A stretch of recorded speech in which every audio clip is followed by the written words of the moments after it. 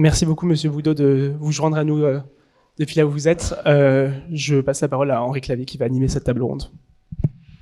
Merci Lucas. Donc je suis Henri Clavier, co-rédacteur en chef du Taurillon. Donc j'ai eu la chance d'aider un petit peu Lucas, même si il a quand même fait le gros du travail. Donc je suis très content de pouvoir animer cette dernière conférence de la journée, donc qui va s'intituler sur les collectifs de médias européens au service de l'information climatique.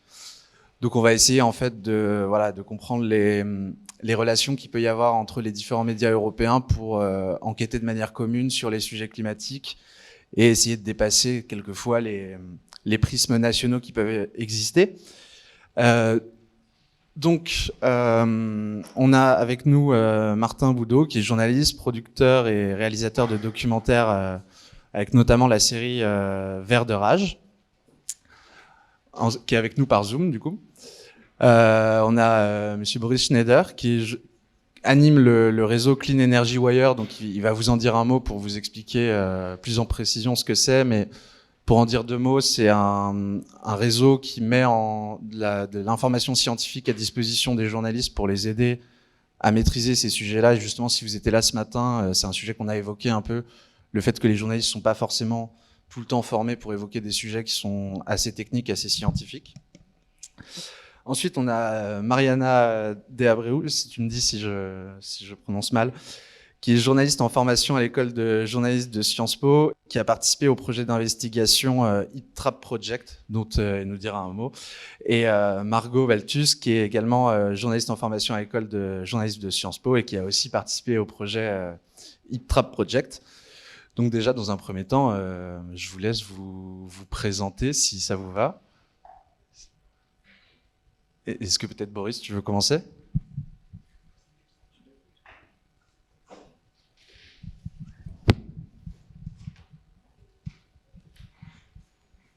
Can you hear me? Okay. So hello, my name is Boris Schneider. I'm working, as said in the introduction, at Clean Energy Wire, which is a English language Berlin-based journalist service. It's something that journalists do for other journalists. We are kind of a mix of several things. We are an online media that is writing about energy topics, specifically energy transition related topics in English. We are also a network of journalists, several hundred of them from Europe and also from the rest of the world. And we are also a platform that is doing journalistic trainings and provides opportunities for journalists to improve their skills in the field of energy and climate reporting.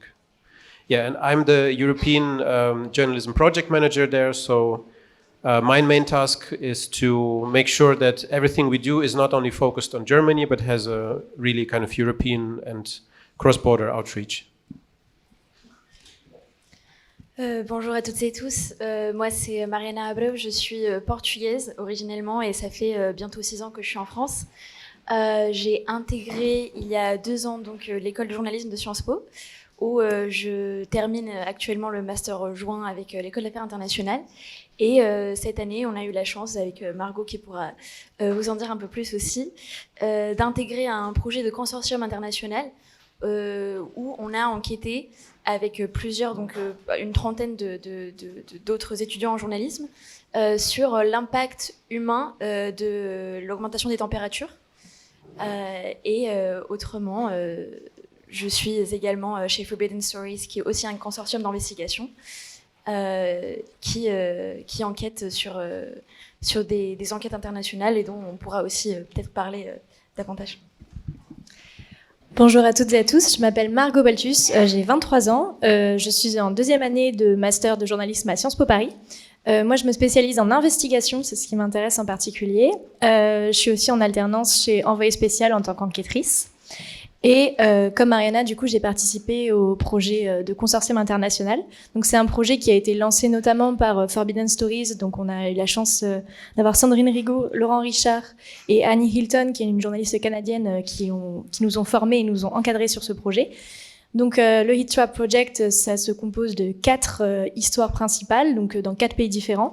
3 en Europe, on a la France, l'Espagne, l'Italie et le Qatar. Après, pour le reste de l'Europe. Et on a rendu donc des longs formats, des podcasts, une vidéo pour pouvoir parler un peu de ce sujet et sensibiliser là-dessus. Et c'est pour ça qu'on est venu ici, parce qu'on a travaillé en consortium international. Je pense que c'est vraiment le mot le plus important de notre projet.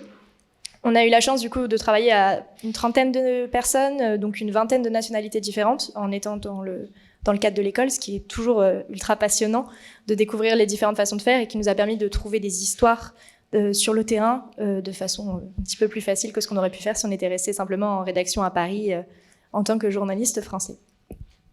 Merci beaucoup. Je vais vous laisser vous présenter aussi, Martin Boudot, si ça vous va.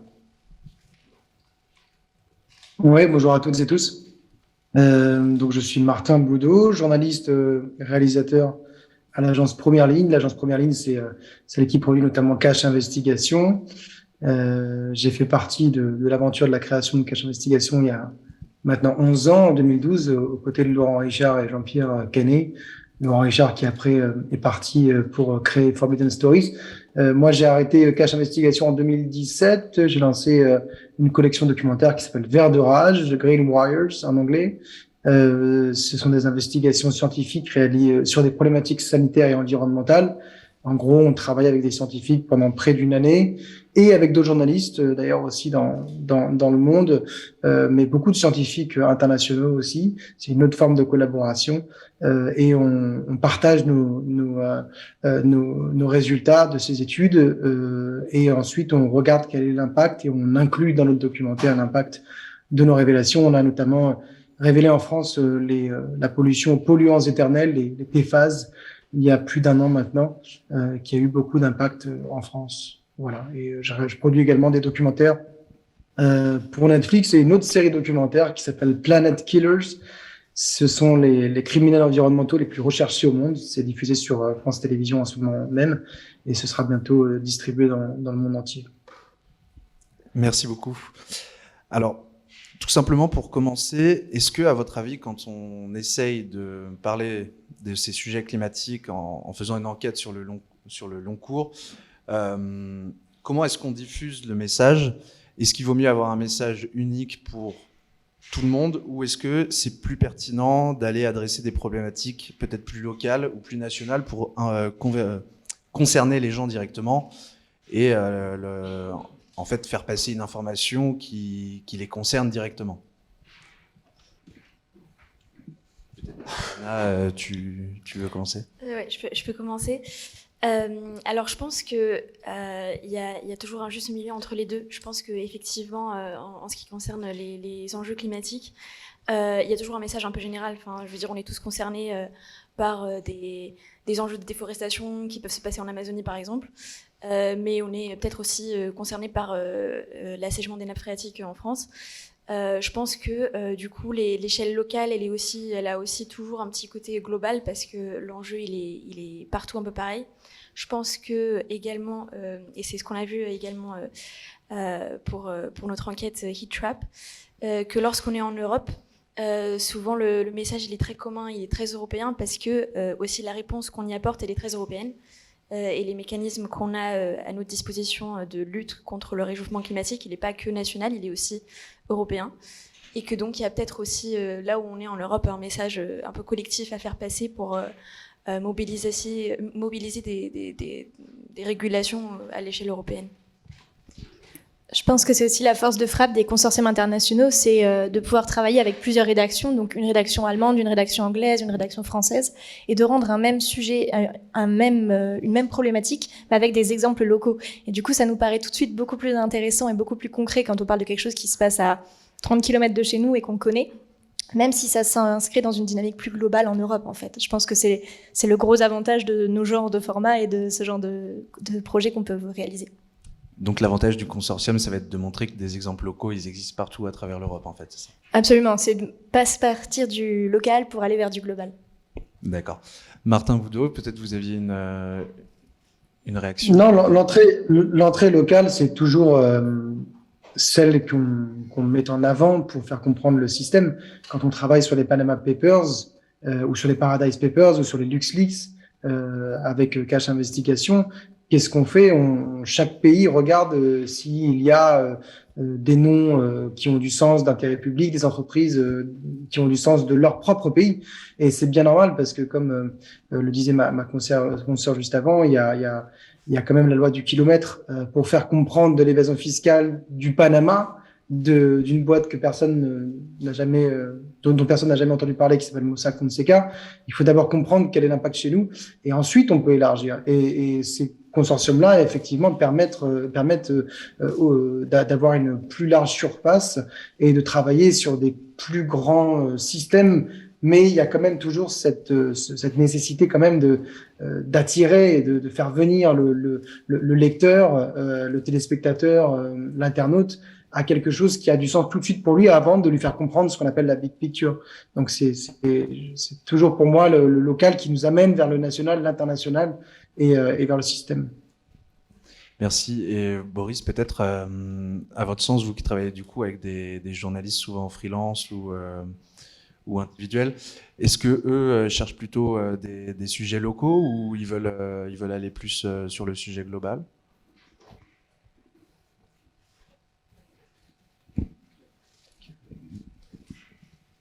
I think I would also say that it's mostly a mixed approach because on the one hand, of course, let's say a very kind of general information about climate change. They are, the scientific results or what is discussed at the annual conference. They are, of course, in a way the same for everybody. So they maybe don't necessarily need to be adapted to a specific region or a specific country. But on the other hand, it's important to explain how certain climatic changes or changes in our energy system affect people in different local communities, how they affect different groups of people. And the problem with climate is that it's such a big and such a ever-present topic that in a way everything is about climate, which is in the media right now.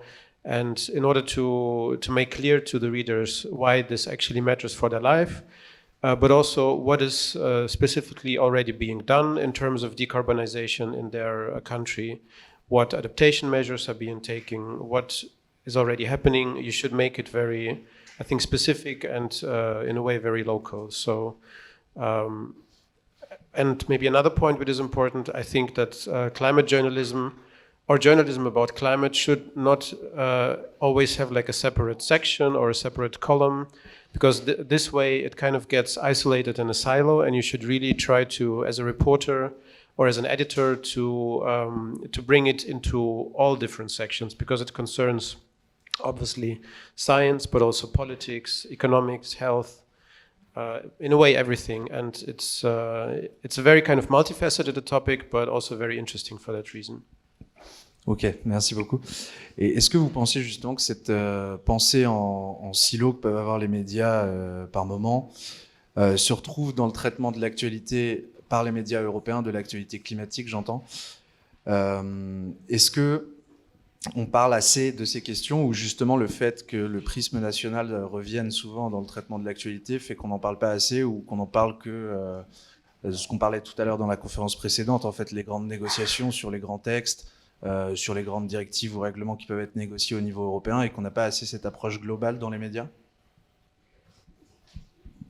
Margot, peut-être? Je sais pas si je peux faire autant de généralités et donner autant de grandes lignes, mais je sais que par exemple, il y a cet été une charte pour un journalisme qui est sortie, qui a été signée par plusieurs rédactions, pour parler notamment de cette pensée en silo, justement de ne pas isoler dans un coin l'environnement comme un sujet souvent associé à la biologie ou à l'environnement, quelque chose d'un peu à part, dont on ne parle pas vraiment, et pour essayer justement de faire en sorte qu'il y ait un minimum de sujets sur l'environnement qui soient traités, et qu'on en parle à la fois en économie, qu'on en parle à la fois en politique, parce que c'est des sujets qui sont transversaux en fait, et dont on a besoin de parler dans tous les endroits.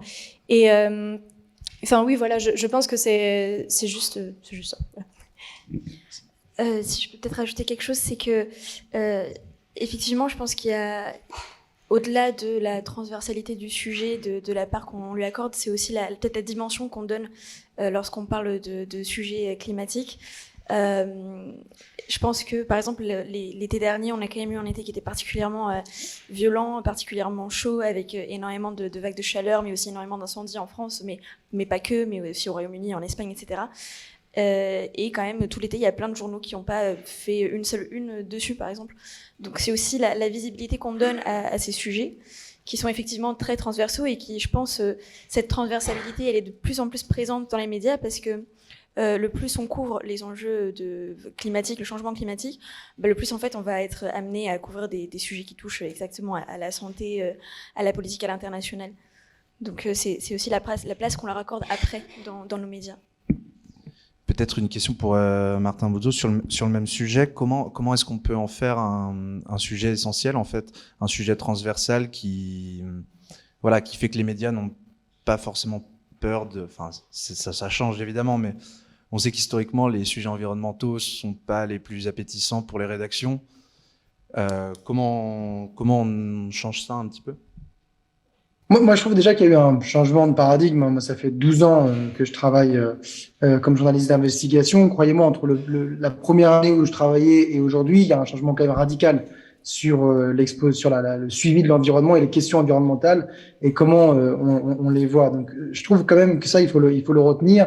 Il y avait une sur l'effondrement des insectes en Libération il y a 2 jours, sur la question des résidus de pesticides de chlorothalonil en une du Monde il y a 1 semaine, sur les méga-bassines, ce qui se passe en ce moment sur les méga-bassines, mais c'était un truc de gauchiste il y a 12 ans, ces questions-là, personne s'y intéressait, sauf Reporter, en gros. Donc, il y a quand même un changement dans les médias traditionnels qui est quand même en place. Il faut quand même noter ça. Nous, à Vert d'Orage, ce qu'on a décidé de faire, c'est de raconter comment une pollution, en gros, comment à une économie mondialisée, on avait une pollution qui était partagée. Et donc, on s'est donné le défi de raconter une pollution dans son ensemble. Et donc, on part des mines de plomb du Pérou pour raconter le raffinage du plomb en France. On part des mines d'uranium du Niger pour raconter également la pollution de la transformation de l'uranium à Narbonne en France. On part de l'extraction de pétrole en Irak pour raconter également les conditions de raffinage en Normandie. Et puis là, on fait à peu près le même travail sur de nouveaux numéros. Tout ça pour raconter qu'en fait, on est dans une économie partagée, donc une pollution partagée, un monde partagé. C'est pas forcément votre question sur la question climatique, mais nous, on estime que ces pollutions-là, elles rentrent dans ce spectre-ci. Et je trouve toujours que de rapprocher des peuples, de rapprocher des problématiques de pollution, ça permet aussi de donner davantage conscience aux citoyens de ce qu'il se passe. Et j'ajouterais enfin que ce que j'ai vu évoluer ces dernières années, et ça montre qu'on va dans le vrai, c'est que avant les questions environnementales, moi quand j'allais dans différents pays qui étaient un peu compliqués, en gros on me donnait le visa facilement parce que finalement l'environnement c'était pas vraiment vu comme quelque chose de sensible, c'était un peu des activistes dans leur coin. Et là, avec le temps, on se rend compte à quel point les questions environnementales sont devenues politique, économique. La question des phosphates au Maroc, c'est une question politique, sensible, voire géopolitique. La question du Niger en uranium, de l'uranium au Niger, pardon. La question du charbon en Pologne. Vous avez autant de questions environnementales qui mêlent à la fois des dimensions politiques, économiques, voire même des dimensions quasiment raciales ou de ségrégation sociale, dans le sens où ce sont souvent les populations les plus précaires, les plus pauvres, y compris en France, qui sont les plus touchées. Et donc, je vois à quel point il est beaucoup plus compliqué aujourd'hui de travailler quand nous, on s'est fait arrêter en Pologne pour avoir travaillé sur le charbon. On a dû partir avec 10 gardes pour travailler sur l'uranium au Niger. Et en Irak, la question du pétrole, vous savez à quel point elle est sensible. Donc ça, je trouve que c'est quand même... ça montre à quel point les États se referment, sont de plus en plus reluctant, sont de plus en plus opposés au fait de nous faire venir. Ça veut dire qu'on va dans le vrai et qu'il faut continuer ce travail-là. D'accord, merci. Et question peut-être plus générale pour rebondir sur ce que vous venez de dire. Est-ce que dans le cadre de vos enquêtes, de votre travail, vous avez constaté qu'en fait, on avait une approche différente de ces sujets-là, des thématiques climatiques, en fonction de sa nationalité aussi? Par exemple, mettons avec un collègue, je sais pas, polonais peut-être, et il va avoir une vision totalement différente de ces sujets. Et comme vous disiez, avec toutes les implications autres qu'il peut y avoir. Donc voilà, est-ce que vous avez senti vraiment des différences de traitement de sujets en fonction de là où vous étiez et en fonction des personnes avec qui vous travaillez? Je peux commencer sur ça. Alors moi, je suis française, je viens de l'Est de la France. Donc pour moi, les morts liées à la chaleur, ça me paraissait quelque chose de complètement lointain et totalement éloigné de chez moi. Je n'imaginais pas que ce soit possible que ça arrive en France. Et en fait, certains de mes collègues ont justement réussi à montrer que ça existait en France, qu'il y a déjà eu des morts liées à la chaleur à cause en France. Et ça, c'est quelque chose qui m'a vraiment fait réfléchir beaucoup sur ce sujet-là, parce que certains de mes collègues, effectivement, qui venaient d'Espagne, par exemple, ou d'Italie, qui avaient des proches qui étaient dans le domaine de la construction, étaient bien plus au courant que moi sur ce domaine-là. Donc je pense qu'en France, on y est assez peu sensibilisé. En général, on voit ça comme quelque chose d'assez éloigné et qui nous concerne pas forcément, en tout cas sur ce sujet particulier des morts liées à la chaleur. Et du coup, moi, même en tant que personne, c'était très intéressant de travailler sur ce sujet parce que je me suis rendu compte que c'était beaucoup plus actuel et beaucoup plus, pas commun, mais beaucoup plus proche de moi que ce que j'imaginais. Ouais, aussi peut-être sur la question de la différence de traitement. Je pense que c'est aussi là que, à la fois l'échelle locale elle est très importante, mais aussi notre travail en tant que journaliste, notre travail a priori, donc avant toutes les interviews, là où nos recherches elles vont jouer, c'est qu'il faut vraiment qu'on soit au clair sur quelle est la situation des personnes à qui on va parler. Parce que c'est vrai que les éléments de contexte ils sont extrêmement importants, selon si on parle à quelqu'un qui, j'imagine en Pologne ou au Brésil ou en Espagne. Faut aussi être au courant de quelles sont les problématiques locales, quelles sont aussi les problématiques du métier, quelles sont peut-être aussi les problématiques de communauté, parce que nous ce qu'on a vu c'est que souvent le changement climatique il va impacter davantage les communautés les plus pauvres, les communautés de travailleurs, d'ouvriers, de migrants, de gens qui généralement travaillent dans des conditions difficiles, qui du coup sont plus exposés à des problèmes. Et donc, leur réaction, ça fait aussi partie, je pense, de notre travail, de les anticiper, de poser les bonnes questions par rapport à ce qu'eux, ils peuvent vivre. Yes, I absolutely agree that you have to take into account the needs of the local communities or the needs of specific countries. And I think this was, speaking of climate and energy specifically, this was very visible now during the last year, during the energy crisis in Europe, where the topic of energy security seemed to sometimes maybe clash with certain climate policies or with policies of developing renewables. And you had to look at each specific case or each specific country to see where, measures maybe to slow down renewables a little bit are really done because of energy security, or where it's used more as an excuse to hamper the energy transition. But there is no one size fits all countries for sure.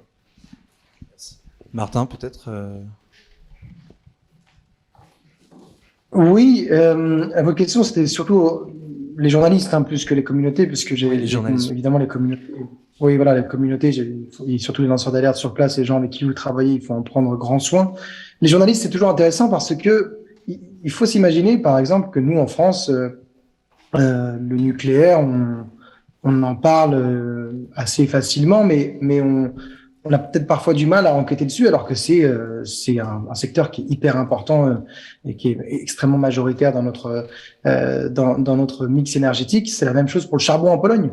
Vous avez toujours des visions, quand vous venez de l'extérieur, vous avez toujours une vision un peu plus distante qui va remettre des choses objectives. Moi, je me rappelle avoir discuté avec des journalistes qui me parlaient du fait que en réalité, on remettait assez peu en cause notre mix énergétique sur le pétrole, et donc on regardait très peu la question de l'uranium, parce qu'on parle toujours on parle beaucoup en ce moment, en tout cas, du nucléaire comme quelque chose de propre, et on oublie la dépendance à l'uranium, que ce soit du Niger ou du Kazakhstan aujourd'hui, ou d'autres endroits. Et c'est vrai que je pense que pour des journalistes polonais, par exemple, sur la question du charbon, qui représente à peu près 70% du mix énergétique, vous avez peut-être parfois le même manque de distance, quelque chose qui est tellement dans les us et coutumes que vous n'enquêtez plus vraiment dessus.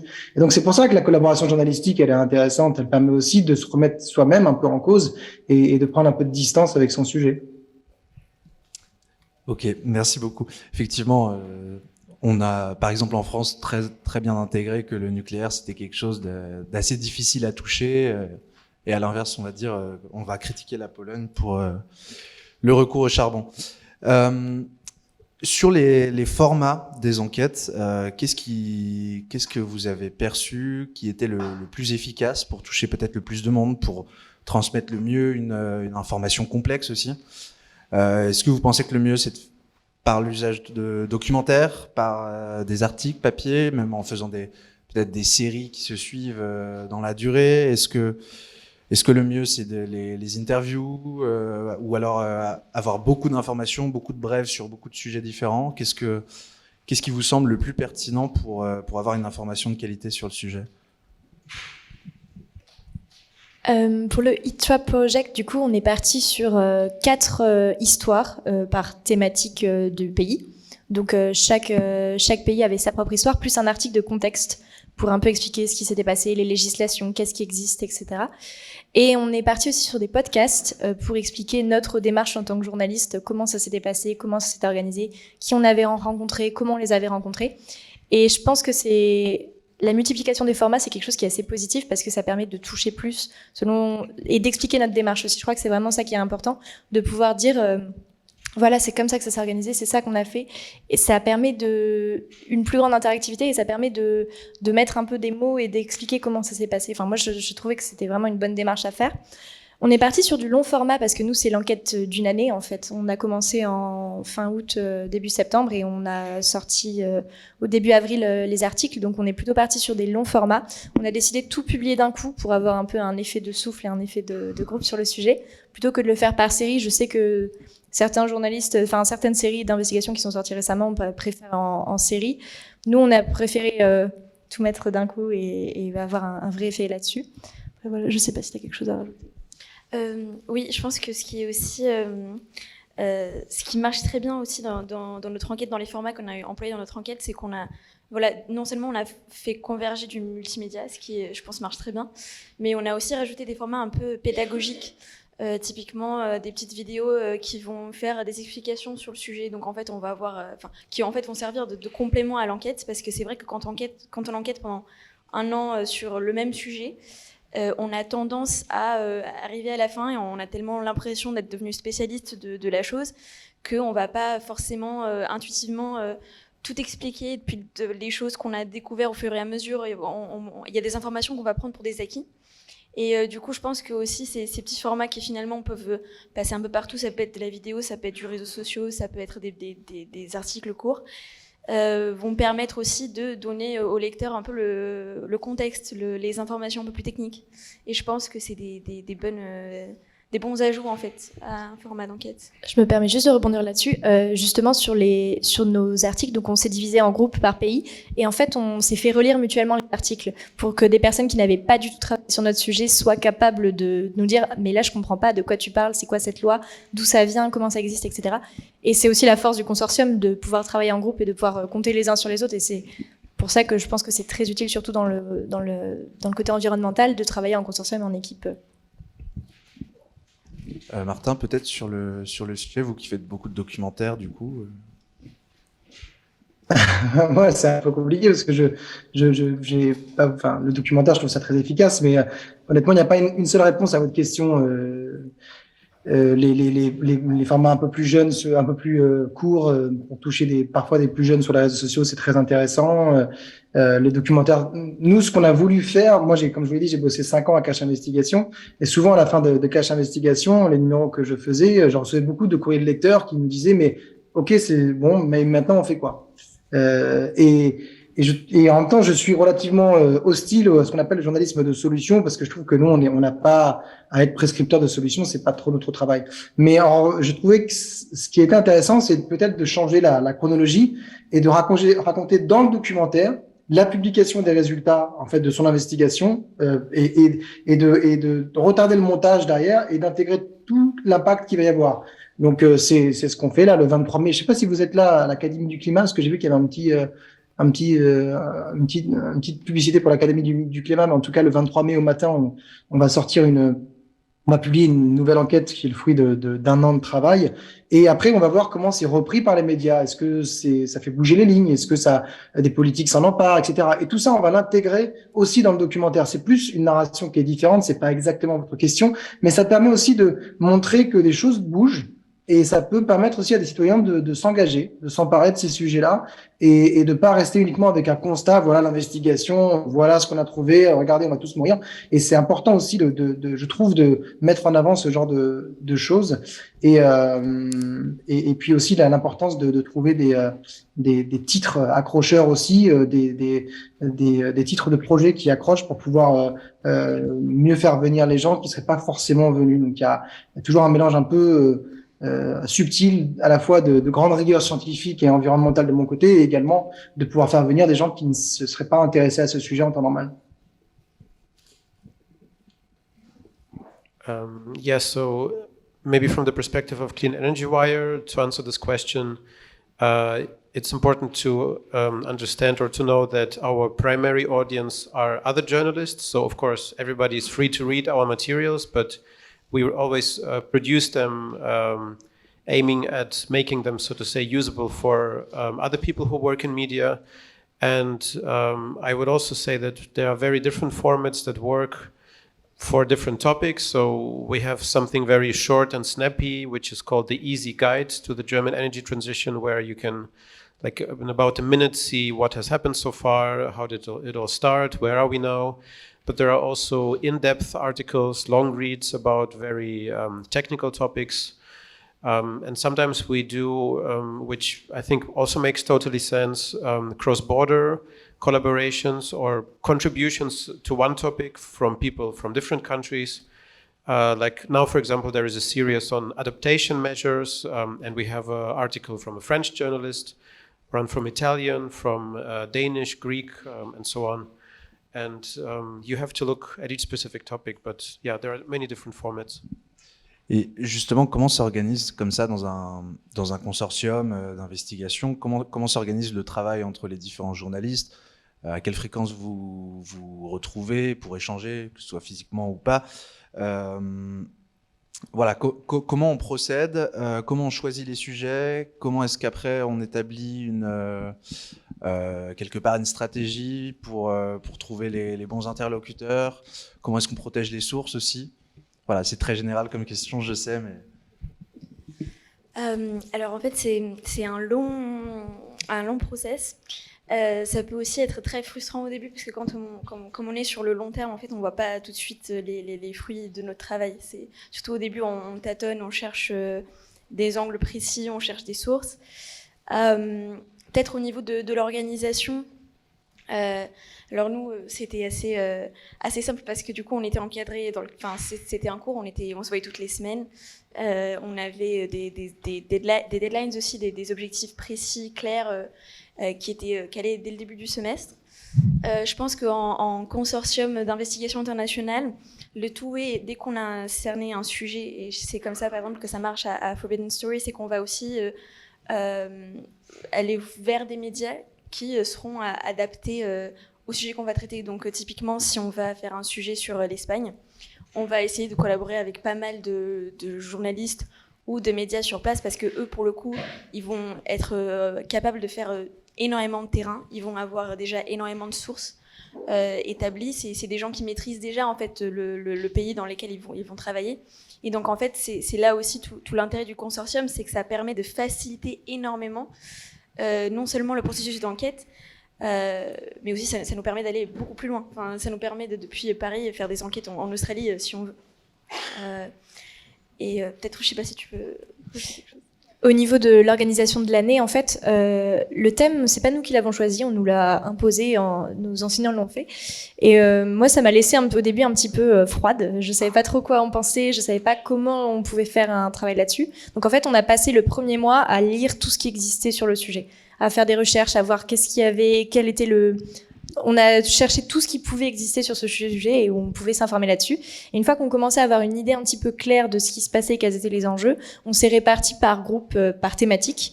Donc d'abord, on voulait d'abord parler des morts liées à la chaleur au niveau de l'agriculture, la construction et la législation. Et après, au fur et à mesure, notre angle s'est affiné, notre problématique s'est affinée sur le côté nation, qu'est-ce qu'on pouvait faire, de quoi on pouvait parler.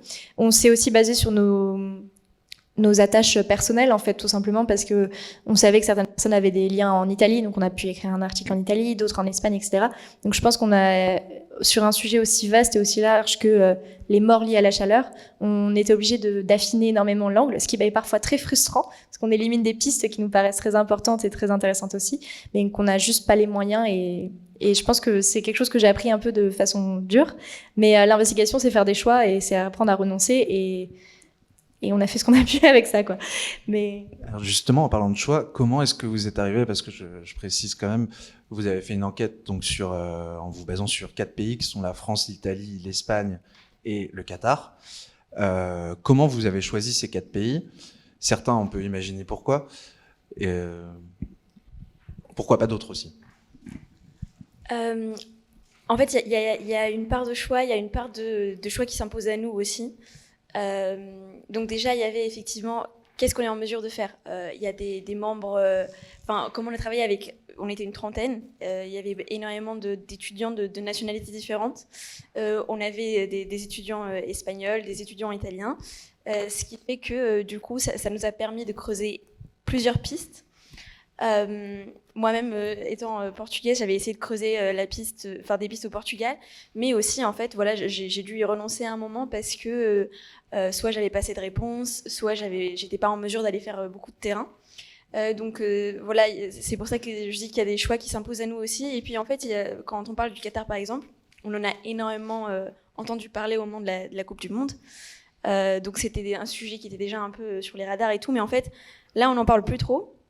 Mais c'est pas parce qu'il n'y a plus la Coupe du Monde qu'il n'y a pas en fait d'autres problèmes toujours à creuser. Enfin, en fait, c'est des choix qui se font aussi beaucoup par les recherches. On va où sont les pays les plus exposés, où les températures elles sont les plus élevées. C'est le cas du Qatar, mais c'est aussi le cas de l'Espagne. Donc ça se fait au fur et à mesure comme ça. Très intéressant l'exemple du Qatar, parce que on a beaucoup insisté là-dessus à un moment. Alors qu'en fait, ça existe depuis longtemps et ça continue. Comment on évalue l'impact d'une enquête? Comment est-ce qu'on se dit comment est-ce qu'on sait si on a choisi le bon sujet? Parce que finalement, comme tu dis, le Qatar, on en a énormément parlé. Est-ce que ça a créé des conséquences? Alors après, les journalistes sont pas des hommes et femmes politiques, c'est pas eux qui font les politiques publiques. Mais comment est-ce que quand même on évalue cet impact? Peut-être Martin là-dessus. Nous, c'est relativement simple à évaluer dans le sens où on regarde ce qui a changé depuis notre enquête. On n'a pas exactement le même prisme que ce consortium étudiant dont vous avez fait partie. Le sujet est moins large. Même si on a travaillé avec des journalistes hollandais, par exemple, sur les polluants éternels. L'impact, nous, c'est très simple. Le jour où on a diffusé notre enquête sur la pollution des PFAS, les perfluorés, les polluants éternels, le 22 mai, je crois, 2022. Le soir même, Barbara Pompili, qui était ministre de l'écologie, faisait signer un nouveau décret pour que dorénavant les perfluorés, les polluants éternels soient recherchés par les différentes autorités sanitaires. 2 mois après, il y avait 10 000 nouvelles analyses alors qu'il n'y en avait jamais eu. 3 mois après, le gouvernement annonçait la sortie des perfluorés. 4 mois après, le gouvernement soutenait enfin la sortie de l'Union européenne dans les perfluorés. C'est pas que nous, il y a une pression, mais ce qui est sûr, c'est que il y a eu un avant et un après. Évidemment, nos données, elles nous ont servi aussi à des collectifs de citoyens sur place qui portent plainte aujourd'hui. Nos données, elles servent également à des communautés de communes, à la région qui portent plainte également contre différents industriels. Voilà, c'est comme ça que nous on le mesure. Et quand on a travaillé sur la pollution au plomb dans le nord de la France, une enquête scientifique sur une pollution au plomb autour d'une ancienne raffinerie, eh bien, quelques semaines à peine après nos révélations, l'ARS, l'Agence régionale de santé et la préfecture annoncent un dépistage de 7500 enfants qui vivent, enfin de 5500 enfants, pardon, qui vivent autour de la zone pour savoir s'il y a des cas de saturnisme. Donc, l'impact, dans mon cas, il est plus simple à mesurer. Quand on travaille sur le réchauffement climatique de manière générale, c'est plus compliqué, hein, j'imagine, à mesurer. Mais nous, on part sur des pollutions parce que justement, on a des moyens qui sont limités et qu'on veut vraiment apporter des nouveaux documents pour que les expositions et les pollutions soient les mieux comprises possibles. On délimite justement le champ de nos investigations, mais c'est ce qui nous permet aussi d'avoir des impacts peut-être plus précis et tangibles.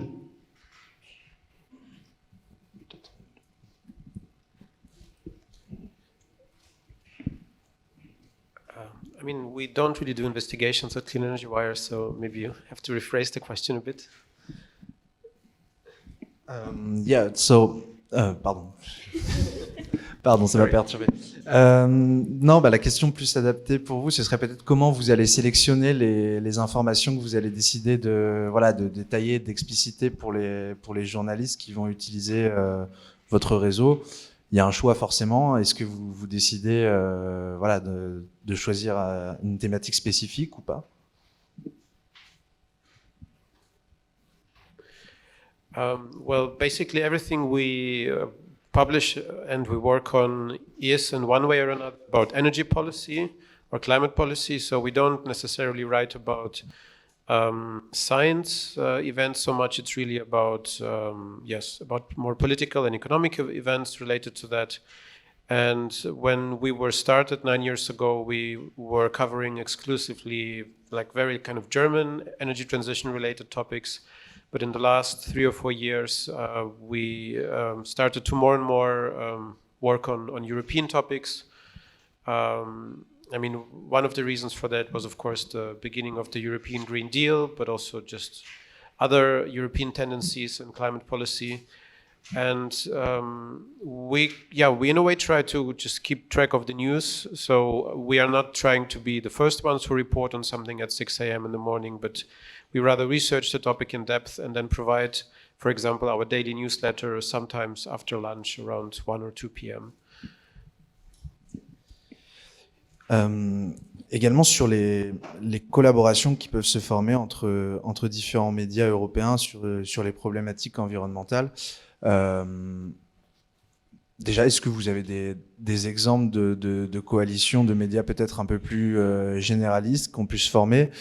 Et s'il y en a, ou même sur des médias moins généralistes, est-ce que vous savez sur quel point d'accroche se font ces coalitions, ces collaborations?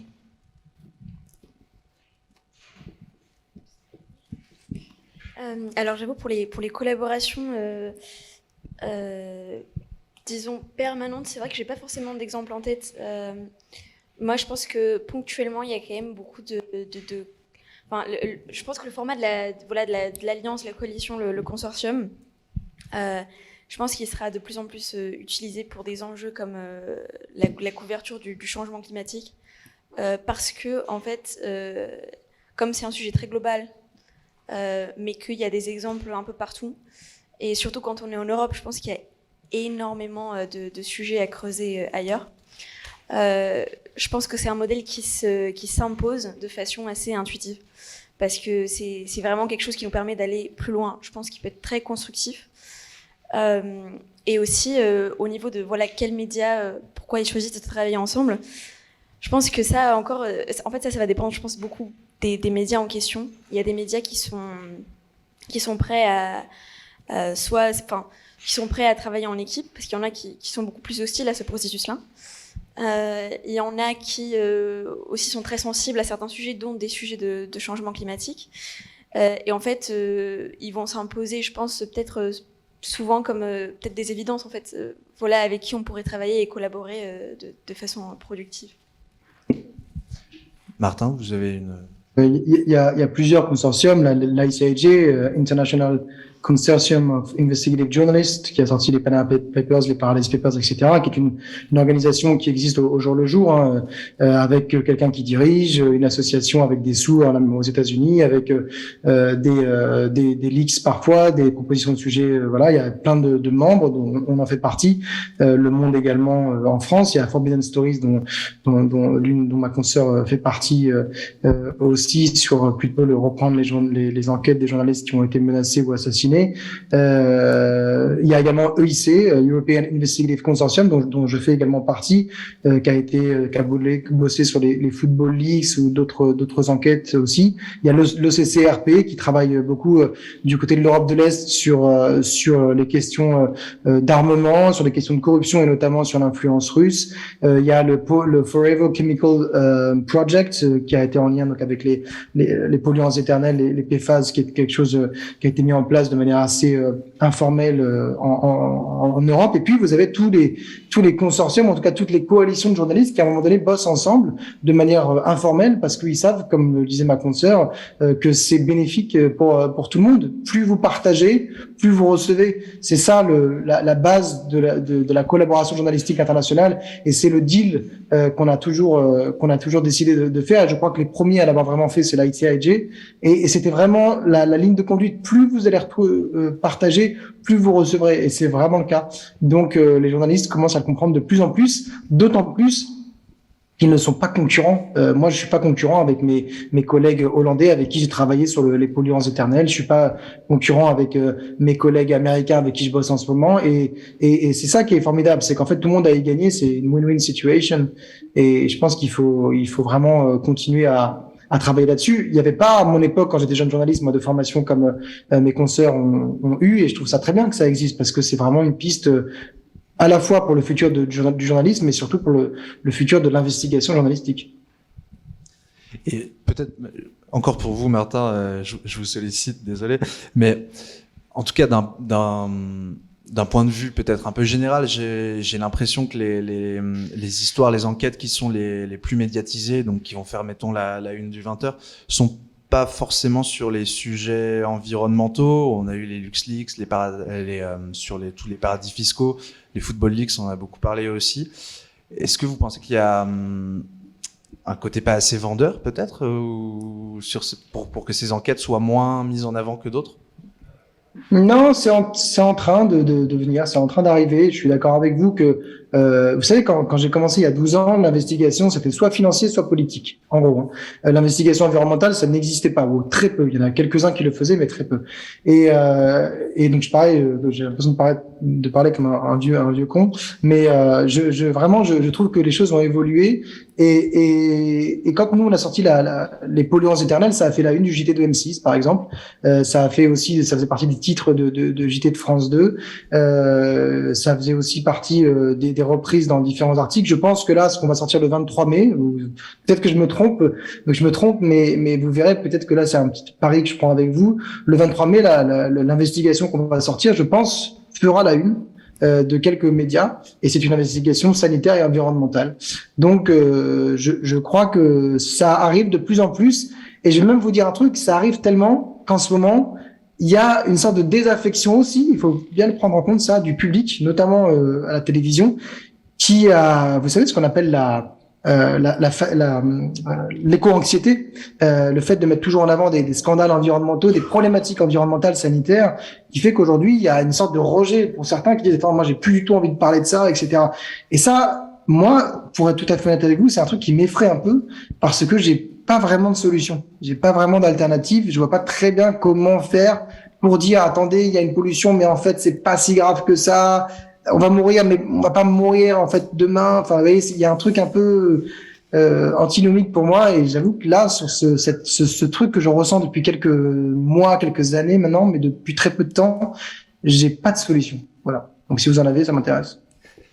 Alors, j'en ai pas forcément, mais je pense qu'on est moins réceptif on a moins envie de prendre en compte les informations qui nous dérangent profondément, surtout sur des questions de pollution de sol, d'eau. On se rend compte qu'on est souvent très directement concerné. mais sans vouloir en tirer les conséquences et en parler plus longtemps parce que ça effraie un peu. Est-ce que vous aussi, c'est une difficulté que vous avez rencontrée dans votre travail? Alors, dans notre travail, peut-être que tu auras des exemples, Margot. Pour moi, pas particulièrement, mais je pense que c'est... En fait, je pense que j'ai envie de faire le lien avec la question que vous avez posée tout à l'heure sur l'impact, en fait, de notre travail. C'est vrai qu'il y a pas mal, et heureusement, il y a énormément d'enquêtes qui débouchent effectivement sur de la régulation derrière, du concret, des mesures, de la visibilité. Mais je trouve que sur le climat particulièrement, c'est vrai que c'est quand même un sujet qui, ça fait un petit moment qu'on en parle, hein, pas juste au niveau de l'investigation, mais ça fait un moment qu'il y a des scientifiques qui, martèlent certaines vérités, certains principes, certaines prévisions. Et en fait, je pense que l'éco-anxiété, c'est vraiment le résultat inévitable de quand même une information qui, de plus en plus, est à l'heure, oui, voilà, qui est au rendez-vous. Une bonne information sur des phénomènes qui sont réels, qui sont en train de se passer, et pas forcément en fait une régulation qui suit tout le temps derrière. Et qui peut produire du coup ce genre d'effet où on a du coup l'impression de lire tout le temps peut-être la même chose. Mais ce qui veut dire concrètement, il y a pas peut-être grand-chose qui a changé. Il y a aussi un petit côté paradoxal parce que ça pourrait se traduire par une plus forte implication politique pour que justement ça se traduise par des choses plus concrètes, ce qui n'est pas forcément le cas. Ouais. Donc on est plus sur du déni. Je sais que vous n'avez pas forcément de réponse. J'essaie d'amener des petits éléments de réflexion. Est-ce que quelqu'un a quelque chose à ajouter encore ou on prend quelques questions pour réveiller la salle? Il m'a l'air un peu... Est-ce que vous avez des questions? Vous n'avez pas de questions?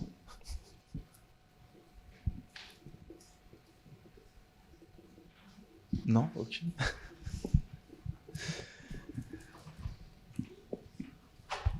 Vous voyez le résultat de tout ça, c'est l'éco-anxiété. On ne parle plus, vous voyez, à la fin. Bonjour, merci du coup d'être tous présents pour cette table ronde.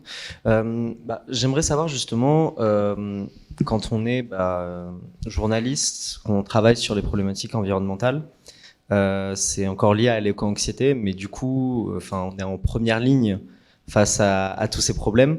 Comment on fait pour garder la foi justement de continuer à rechercher? C'est qu'au fur et à mesure, on tombe il y a toutes les enquêtes qui sortent au fur et à mesure, tous les rapports du GIEC, etc. vous montrent une situation qui est de pire en pire sur toutes les strates du vivant, sur toutes les strates de la planète. Comment on fait pour garder la foi, pour continuer, pour persévérer dans cela et pas juste se mettre des œillères et se dire ça n'existe pas, c'est plus rien, etc. et prendre de la distance vis-à-vis de ça?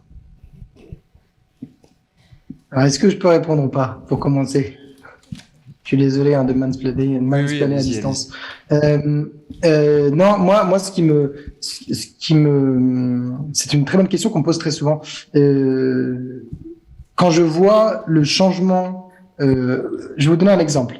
En 2015, quand j'enquête sur la question des pesticides en France, on sort la première carte de l'utilisation des pesticides en France. Je me rappelle que je devais expliquer ce qu'était le glyphosate. Personne connaissait le glyphosate. Aujourd'hui, qui ne connaît pas le glyphosate? Ce que je veux vous dire, c'est que les choses bougent très vite. À l'époque, moi, je manifestais pour la montée du Front National quand j'étais lycéen. Aujourd'hui, il y a des manifestations contre... Alors, ça veut pas dire qu'il faut oublier ça par ailleurs, mais il y a des manifestations aujourd'hui sur le climat, une plus grande sensibilité des jeunes. Et puis, enfin, ce qui est inhérent à Verdorage, c'est que nous, on montre des citoyens dans l'action, des politiques dans l'action aussi, qui vont s'emparer de nos données scientifiques pour essayer de faire bouger les choses. Et ça, c'est ce qui, moi, quand même, me sort la tête de l'eau et qui me permet aussi de ne pas être, comme vous le disiez, ni éco-anxieux, ni complètement déprimé. Et je trouve que c'est important de voir aussi ce qui change, ce qui avance. Évidemment, il y a une vraie urgence climatique, etc. Mais il y a quand même une prise en compte qui est, moi, je trouve assez intéressante. Avant, moi, j'avais en gros que des gens on parle, excusez-moi du terme, hein, que des gens considérés comme gauchistes, l'extrême, une certaine partie de politique qui s'intéressait à l'environnement, c'était très ciblé, c'était tout le monde. J'allais aux réunions, il y avait toujours les mêmes personnes, etc. Et là, je vois des gens, moi, qui sont, mais qui votent à droite, voire un peu plus, et qui se sont radicalisés avec mes données scientifiques sur la question des polluants éternels, qui étaient de bons voisins citoyens de l'usine, qui étaient pro-business, etc. Et puis qui se sont radicalisés en disant mais vous nous polluez et c'est plus acceptable, et qui ont porté plainte contre l'usine et qui aujourd'hui sont quasiment plus radicaux que des gens de Greenpeace. Donc je trouve ça intéressant de voir comment ce changement est en train d'être opéré, et une plus grande sensibilisation et sensibilité dans le monde, je trouve. Donc c'est ce qui quand même me donne une sorte de touche d'espoir pour la suite. Je pense qu'il y a aussi un idéal journalistique, en fait. Même si l'info est déprimante, il faut la sortir et il faut en parler, et il faut au moins tenir au courant et expliquer comment ça se passe. Donc je pense que c'est ça qui nous permet de tenir. Même si, en général, dans une enquête, le sujet reste toujours dans nos têtes. Peu importe ce qu'on fait, ça tourne toujours dans nos têtes, ça continue, on garde ça, on n'arrive pas à sortir la tête de ça. Donc pendant 3 mois, on ne pense que à ça, ce qui est un peu déprimant, effectivement. Mais il y a quand même un objectif de sortie, et de se dire, il faut que les gens sachent, en fait, il faut qu'on en parle, il faut qu'on écrire quelque chose, il faut réaliser quelque chose sur ce sujet. Donc forcément, ça motive un petit peu à continuer de sortir une enquête là-dessus. I would also say you should point out how much good work is being done in climate journalism, how much innovative work. And also point out that, of course, we the climate emergency is very real, and there is a lot of work that has to be done. But I think pointing out some successes and pointing out also local measures is something that can give hope to journalists, but also to readers.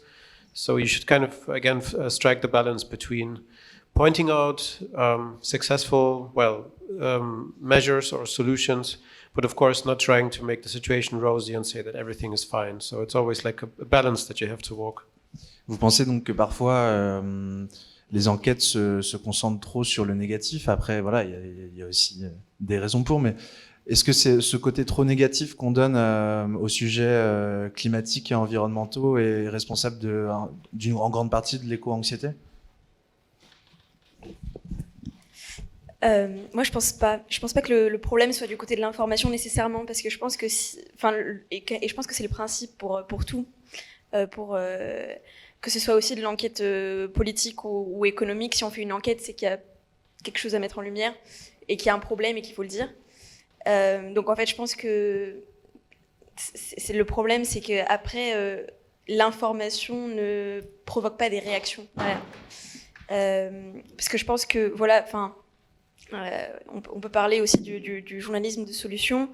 Je pense que pour des sujets pour des journalistes qui couvrent l'actualité climatique, qui sont confrontés, parce que c'est aussi un défi pour les journalistes, qui sont confrontés à cette éco-anxiété, à des personnes qui n'ont pas forcément envie de lire des mauvaises nouvelles. C'est des formats à prendre en compte, c'est quelque chose qu'il faut... Il faut savoir peut-être aussi trouver l'équilibre, dire voilà, il y a un problème, et il y a aussi du bon qui est fait par ailleurs. Enfin, c'est vrai. Mais je pense pas que le problème vienne de l'info qu'on transmet.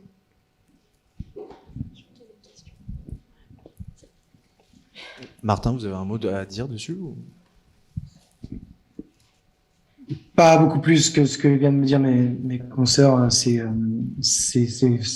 formidable, ils savent de quoi on parle. On va pas tuer le messager, en l'occurrence nous les journalistes, et le message restera le même. Donc on peut rien y faire réellement, mais en revanche, ce qui est parfois un peu déprimant, notamment sur le climat, c'est de voir, comme ce sont des choses qui mettent beaucoup de temps à évoluer, on va pas diminuer la température sur Terre en 2 mois, donc c'est vraiment du temps long qui est difficile qui est difficilement tangible, et il faut que nous, journalistes, on arrive aussi à s'accrocher à des choses, comme le disait aussi mon confrère allemand, à des choses qui bougent dans le bon sens. Parfois, ça arrive, c'est assez rare, sans faire d'angélisme du tout, mais ne pas les oublier non plus, parce que c'est important aussi. Alors, il y avait une question. Ouais. Monsieur.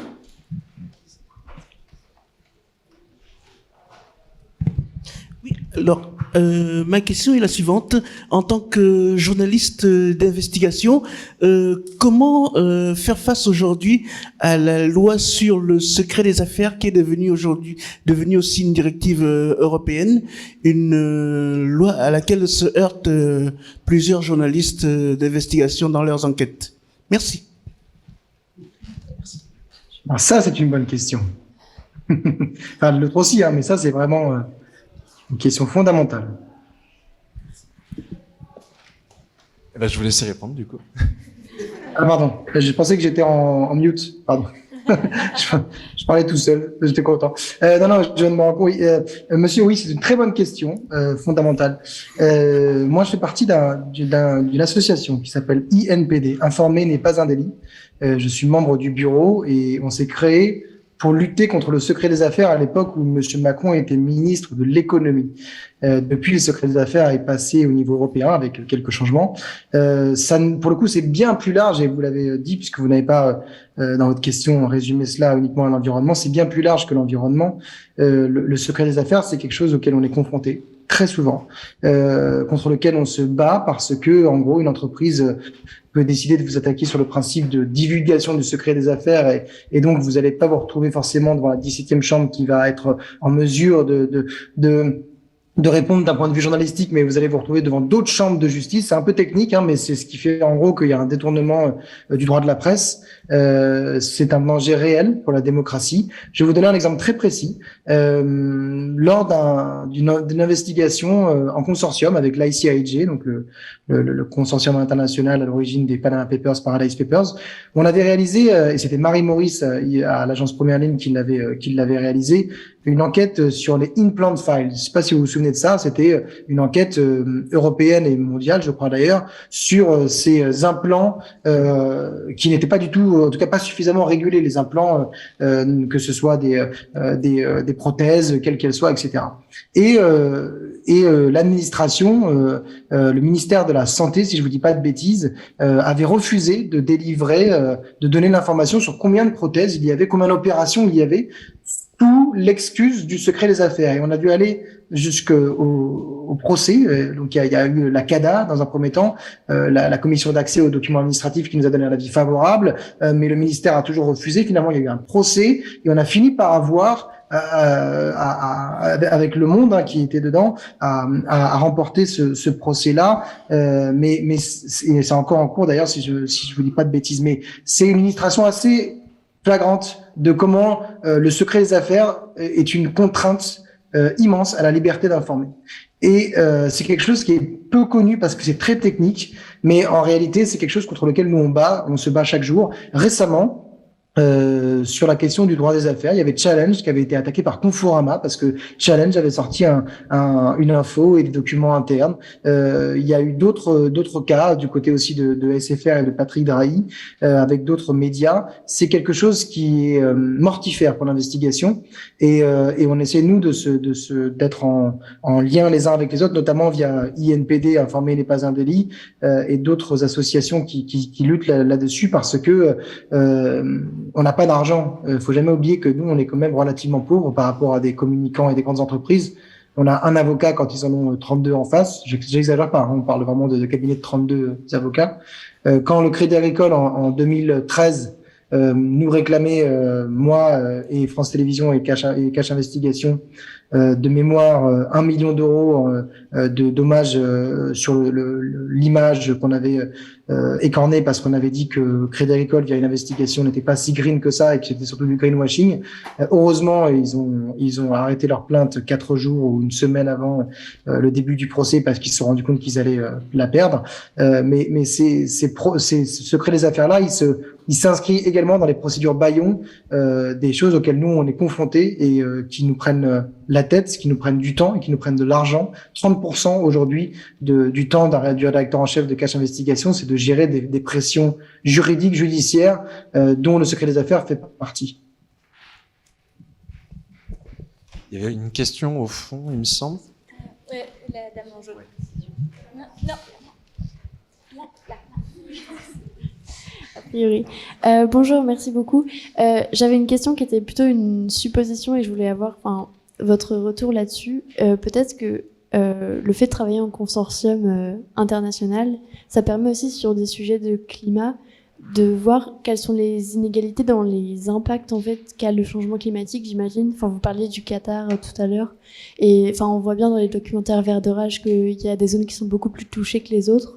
Comment est-ce qu'on traite ça et qu'on présente ça aussi, enfin, dans les pays étrangers? Et aussi, comment est-ce que, j'imagine qu'on tire aussi des conséquences sur les responsables éventuels de la pollution qui est un peu externalisée. Comment est-ce qu'on parle de ça et qu'on essaye aussi de sensibiliser des populations qui sont pas touchées mais qui causent des pollutions ailleurs dans le monde? Je peux répondre plutôt sur la deuxième partie de la question. En journalisme, il y a ce qu'on appelle un droit de réponse. Ça veut dire que les entreprises, par exemple, moi j'ai travaillé du coup sur le Qatar justement, et notamment sur Vinci, quelle était la responsabilité de Vinci sur les morts liées à la chaleur dans les chantiers au Qatar. Et du coup, on a contacté Vinci avec un joli petit mail en disant « Bonjour, vous êtes accusé d'esclavage moderne. Est-ce qu'on pourrait se rencontrer, s'il vous plaît? On a des choses à vous demander. » Et ils nous ont répondu dans les 24 heures. Notre mail a été lu 36 fois. On a eu un décompte. Donc, il y a les entreprises ont un droit de réponse et il y a une possibilité, une porte ouverte, entre guillemets, pour leur permettre de renier de dire qu'ils ne sont pas d'accord avec ce qu'on dit. C'est ce qui s'est passé pour nous, en tout cas chez Vinci. Ça leur laisse une façon de remettre en cause les accusations et ça nous permet de montrer que nous, en tant que journalistes, on a bien vu le sujet sous tous les angles, on n'a pas pris position et qu'on a pu parler de tous les sujets, de tous les points de vue, surtout. Je sais pas si tu veux. Ouais, je peux peut-être compléter. Moi, j'ai travaillé sur l'Espagne. Je peux dire qu'on a eu moins de chance, on n'a pas eu de réponse. Pourtant, on a relancé 3 fois. Ils ont aussi ouvert le mail dans la trentaine de fois. Mais parfois, la non-réponse est aussi une réponse. Parfois, il est aussi possible que les journalistes se prennent des petites pressions juridiques, menaces de procès en diffamation, ce qui, pour citer Laurent Richard qui a dirigé le consortium, est parfois une bonne nouvelle. Ça veut dire que peut-être que tu regardes au bon endroit. Par rapport à ce que tu disais, la première partie de ta question sur, je pense, comment sensibiliser l'audience à des problématiques qui peuvent paraître éloignées. En fait, je pense que pour nous,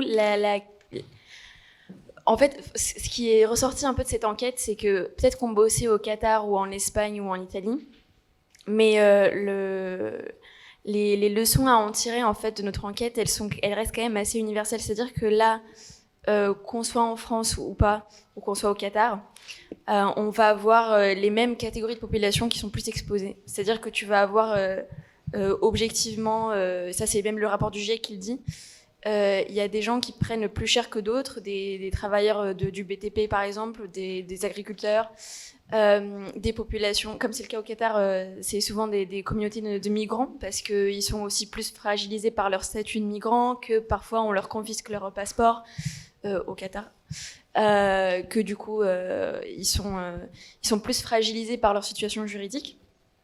Et je pense que comme nous, on a travaillé sur l'enquête liée sur les morts liées à la chaleur. En fait, le problème, c'est que, la réalité, c'est que là, on a ces gens-là qui sont plus exposés, des travailleurs du BTP, par exemple, qui travaillent dehors sous 41 degrés pendant toute une journée. Mais le problème, c'est que là, avec le réchauffement climatique, les températures, elles vont continuer d'augmenter. Que déjà, aujourd'hui, si on prend les chiffres de la péninsule ibérique, donc Espagne et Portugal, juste pour l'été 2022, il y a eu au moins 1700 morts à cause de la chaleur, qui sont pas tous des travailleurs du BTP ou des agriculteurs, c'est aussi par exemple des personnes âgées qui sont chez elles n'ont pas la clim, typiquement. Donc en fait, c'est quelque chose qui, peut-être que maintenant c'est un problème qui peut nous paraître marginal ou juste qui ne concerne que certaines catégories de la population, mais en fait très vite on va voir que ça va être d'autres problèmes à tous, parce que ces problèmes de santé-là, à force d'être exposés à des températures élevées et tout, ça va tous nous concerner avec le temps.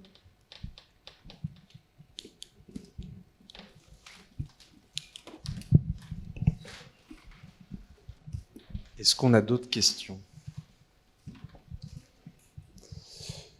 Non. Bah, dans ce cas-là, je pense qu'on va s'arrêter là. Je vous remercie tous pour votre présence et votre attention. Et je remercie aussi les intervenants pour leurs réponses toujours très intéressantes et pertinentes. Merci à vous.